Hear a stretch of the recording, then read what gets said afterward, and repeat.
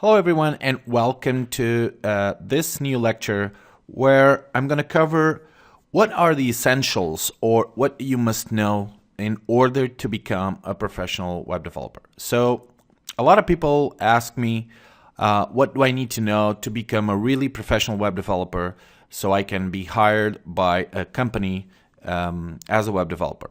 And basically I have this map where you can control the essentials for you to learn in order to become a professional web developer.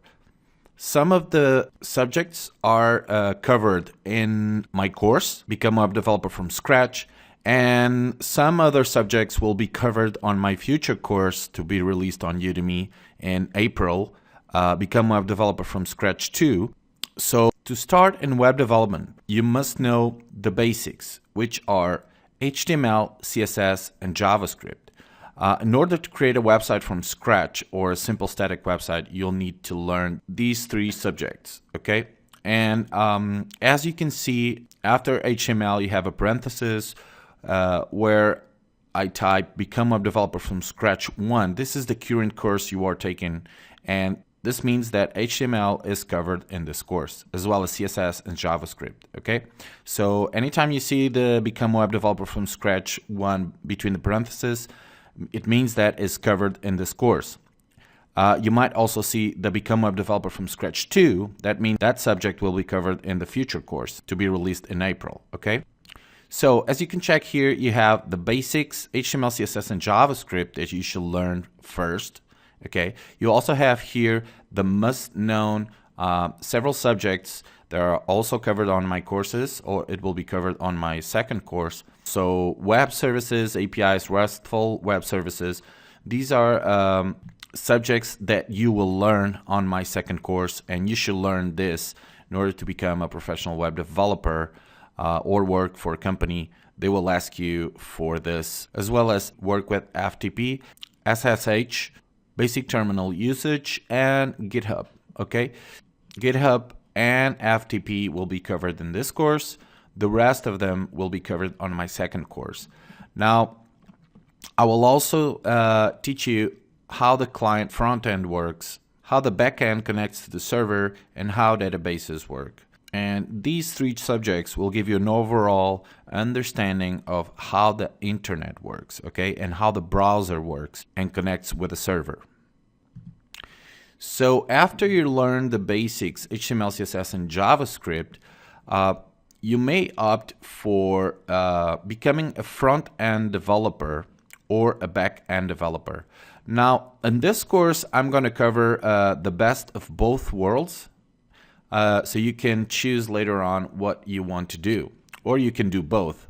Now, in the front-end developer world, basically what you will do is understand and use tools that creates the visual effects on the website, okay? So whenever you click and some action happens with JavaScript, that's what the front end basically, the front end developer controls, and how browsers will support that action or feature. So you need to have a pretty good knowledge of how browsers work and the compatibility of browsers with the programming language you are using. That basically, and overall, JavaScript is the main programming language used since all the browsers support JavaScript.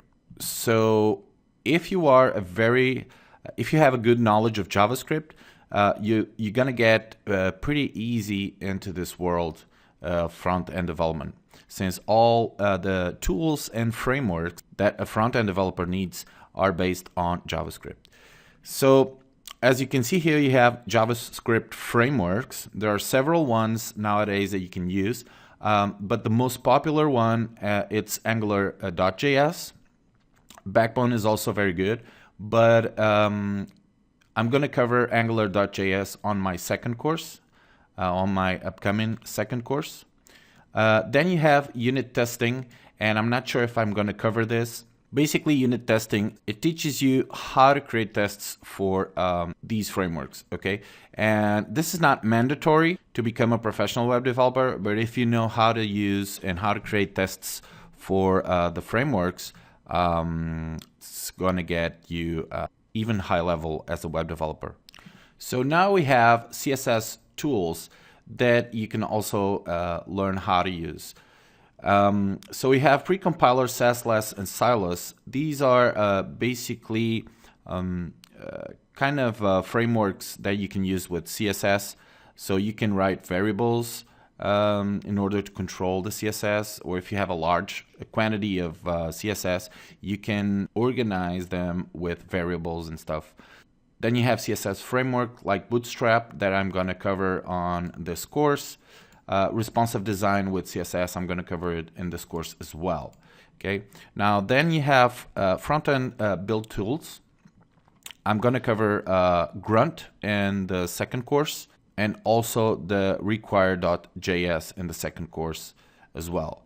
All of these are tools that will help you organize your different JavaScript files when you have a huge amount of JavaScript that your browser requests at the same time. So basically, this will organize the requests of all your connections from the browser to the server. Okay, so I'm going to get into this in the second course, Require.js and Grunt, and maybe a few more. Now, this is about everything you need to know nowadays to become a front-end developer.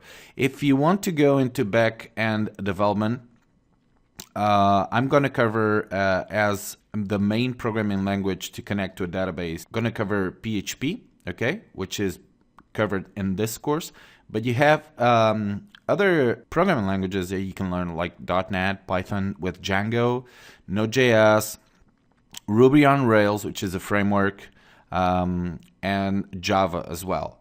I would recommend learning PHP and maybe Ruby on Rails nowadays. And then I would learn the MySQL database, okay? There are other databases that you can learn, like MongoDB and Redis, but I would recommend MySQL database, and it's covered in this course as well. I would also recommend you to learn caching. I'm going to cover Memcached on my second course. Then you also have to learn security, OAuth 2, and authorization authentication. All of these three subjects will be covered in this course as well. If you want to go a step further in as a backend developer, you have to learn web platforms or DevOps. If you really want to get into creating data centers or big databases, you should learn DevOps.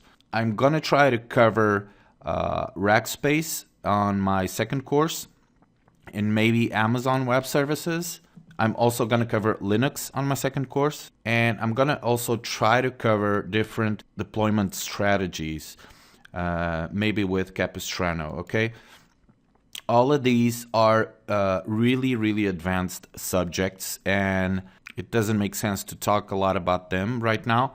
So yeah, basically this is web development, and hopefully if you learn all of these or the majority of these subjects, you'll become on a really good position to be hired by any company in the world, okay? Hope you like this, and see you guys in the next lecture. Bye.